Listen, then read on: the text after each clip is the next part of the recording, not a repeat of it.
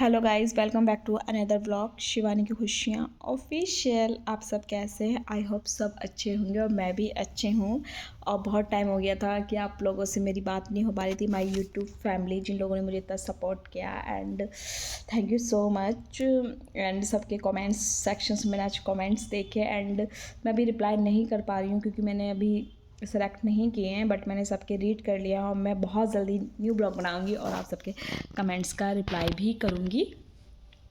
बहुत लोगों का कमेंट्स आ रहा था कि मैम आपका अब डेली ब्लॉग नहीं आता है, ना ही आप कोई शॉर्ट्स वीडियो बना रही हैं। एक्चुअली ऐसा क्यों?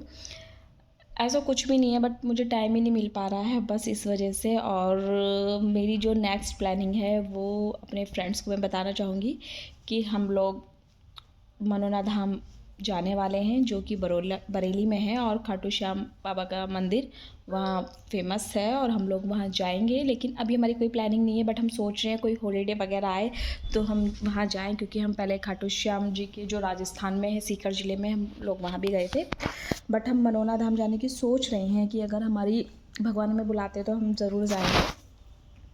और मैं आपको बता दूं कि जहाँ हम लोग पहले रहते थे कि अब हम दूसरी जगह शिफ्ट हो गए हैं और मेरे ब्लॉग में अब साक्षी जो थी वो नहीं मिलेगी देखने को। और लोगों के कमेंट्स आते कि आप आपकी फ्रेंड नहीं दिखती है, क्या वो आपसे नाराज़ है, क्या आप लोग अलग हो गए या वो अलग हो गई। एक्चुअली ऐसा कुछ नहीं है, कोई ऐसा मैटर नहीं है कि साक्षी जो है वो वहीं रहती है जहाँ मैं पहले रहती थी, लेकिन हम लोगों ने अपना रूम चेंज कर लिया है तो इस वजह से हम अदर जगह शिफ्ट हो गए हैं अब। तो इस वजह से वो मेरे ब्लॉग में नहीं देख पाती और मैं बहुत जल्दी उसके साथ ब्लॉगिंग करूँगी और अपने वीडियोज़ भी बनाऊँगी। आई होप हम जल्दी मिलेंगे। और वो मेरी बहुत ही अच्छी दोस्त है, क्योंकि रामपुर में सबसे अच्छी फ्रेंड मेरी वही थी एंड एक और थी चीनू। तो मतलब हम लोग साथ में रहते थे, लेकिन फिर हमने अपने लिए अलग बदल लिया क्योंकि सब फैमिली हो गई थी सबकी, हम सब मतलब आगे बढ़ रहे थे तो इस वजह से। और फिर मेरा पोस्टिंग भी हो गया था, इस वजह से मुझे वहाँ से चेंज करना पड़ा। बस मेरा यही था। और लोगों के कमेंट थे कि मैम अब आपके बालों की स्ट्रेटनिंग गायब हो गई है। हाँ बिल्कुल सच में मेरी स्ट्रेटनिंग अब चली गई है, क्योंकि 2 इयर्स पहले मैंने कराई थी तो मतलब ज़्यादा तो वो चलती नहीं है हेयर स्ट्रेटनिंग, इस वजह से अब रह गई है। अब थोड़ी सी ही बची है बस नीचे नीचे।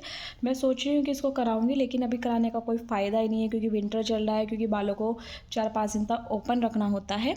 इस वजह से मैं कोई स्ट्रेटनिंग नहीं कराने वाली हूँ। कभी तो मेरा ख्याल भी आता है कि मैं कोई हेयर कटिंग करा लूँ, बट मैं कोई हेयर कटिंग भी नहीं करा रही हूँ क्योंकि मुझे बिल्कुल भी टाइम नहीं मिल पा रहा है। एक कमेंट सेक्शन में मैंने एक कमेंट्स पढ़ा था एक दीदी का, तो उनका ये कमेंट्स था कि उनका कमेंट्स क्या था, उनका कमेंट्स ये था कि मैम आप अपने बालों में कौन सा ऑयल यूज़ करते हैं। तो मैं आपको बता दूं, मैं कोई हेयर ऑयल यूज़ नहीं करती हूँ, ना ही मेरा कुछ ऐसा स्पेशल ऑयल है। बस मैं एक जो बजाज आलमंड ड्रॉप्स है उसी को ही मैं यूज़ करती हूँ अपने बालों में। और इनकी जो लेंथ इस वजह से इतनी है, मतलब ये जेनेटिक है और मेरे बालों की ग्रोथ तो हमेशा अच्छी ही रही है बस इस वजह से। ना ही मेरा कोई ऐसा शैम्पू है या कोई पर्पस है कि मैं कोई शैम्पू ही लगा रही हूँ, ऐसा कुछ भी नहीं है। मेरा लॉन्ग हेयर्स मेरे ये नेचुरल होते हैं जिनके होने होते हैं, बट मैं स्ट्रेटिंग कराने की सोच रही हूँ कि जल्दी से, क्योंकि उसमें अलग सा ही लुक हो जाता है। एंड मैंने अपने ईयरिंग्स भी थोड़े चेंज कर लिए हैं और जो मैं पहले पहनती थी उसमें थोड़ी सी दिक्कत आई थी। बताइए कि आप कमेंट सेक्शन में आपको मेरे ईयरिंग्स कैसे लगे, ये मैंने न्यू वियर किए हैं। एंड थैंक्स माय फैमिली, आप सब मुझे इतना प्यार करते हो, इतना सपोर्ट्स करते हो। एंड मैं बस यही कहना चाहूँगी, मेरे बालों का राज यही है कि मैं इसमें कोई ऑयल नहीं लगाती हूँ, बस आलमंड ड्रॉप्स लगाती हूँ जब मुझे वॉश करना होता है।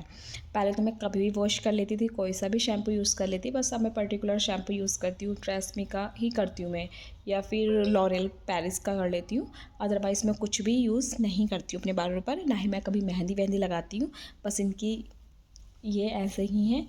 और मैं बता दूं, अब मेरे भाई की शादी हो चुकी है। सबके आ रहे थे कि आप किसकी शादी में गए थे, कहाँ गए थे, तो वो मेरे भाई की शादी थी। अब वो शादी हो चुकी है, 17 जनवरी की उसकी शादी थी। अब मतलब सक्सेसफुली शादी हो गई। अब हमारा कोई ऐसी वेडिंग भी नहीं है कि हम लोग घूमने जाएं या ना जाएं। और जो एनिवर्सरी ब्लॉग था वो मेरा अभी नहीं आ पाया है, क्योंकि अभी उसकी एडिटिंग सही से नहीं हो पाई है, तो मैं उसका भी बहुत जल्दी ब्लॉग डालूँगी।